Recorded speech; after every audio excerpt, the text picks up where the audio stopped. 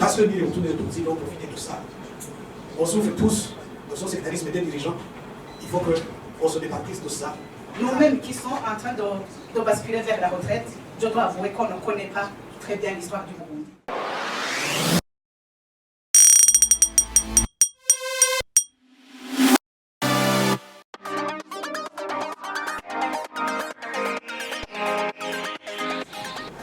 On est Burundais, plus qu'on est autour, plus qu'on est tous.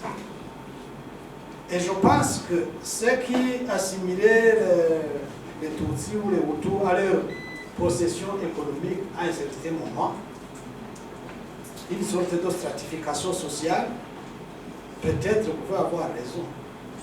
Mais quelle raison?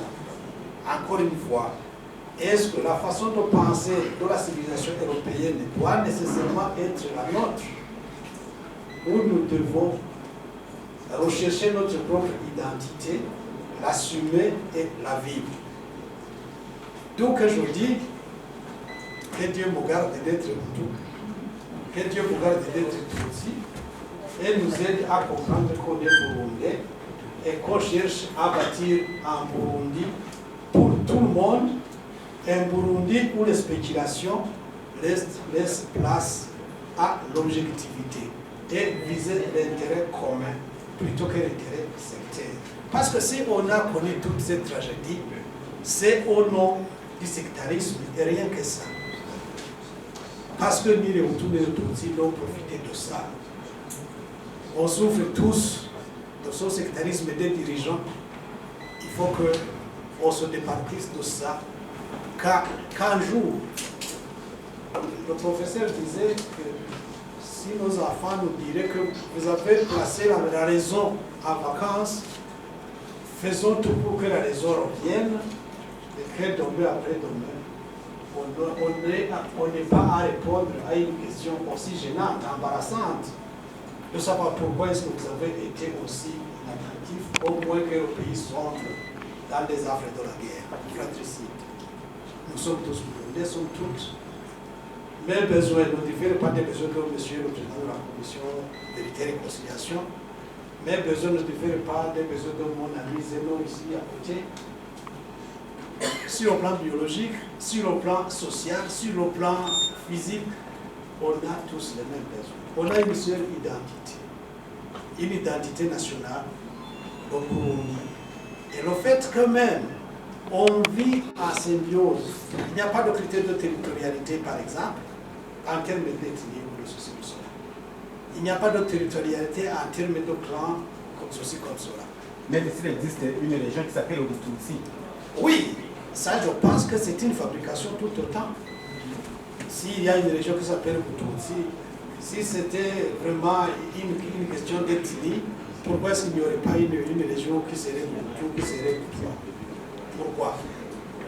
Est-ce que ça ne serait pas là aussi peut-être une invasion des colons?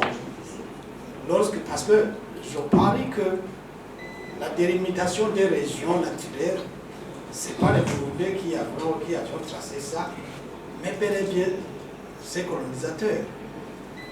Et s'ils ont cherché à étiqueter une région de Tutsi pour des raisons qui sont les leurs, tant pis. Mais je me dis, la réalité qui est là, qui est immuable, c'est que nous sommes tous Burundais. Le reste, ce n'est que vraiment des instruments de manipulation que l'un ou l'autre peut utiliser à dessein et qui malheureusement conduisent à des affres qu'on peut toujours chercher à éviter.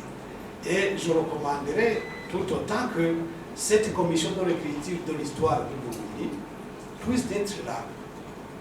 Je ne vois pas de ministre dans la salle, mais Dieu merci, il y a le premier vice-président de l'Assemblée nationale.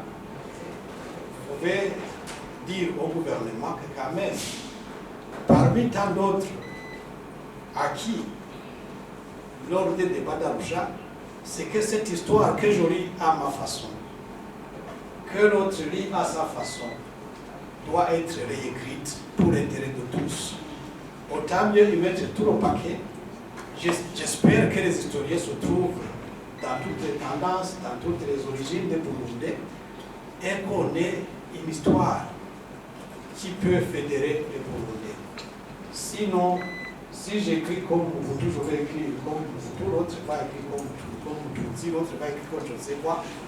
Et au finish, on restera dans un cercle vicieux. Parce qu'aujourd'hui, si vous regardez nos enfants, ils s'écartent des traits attribués, des traits physiques que le colonisateur a attribués aux différentes ethnies au Burundi.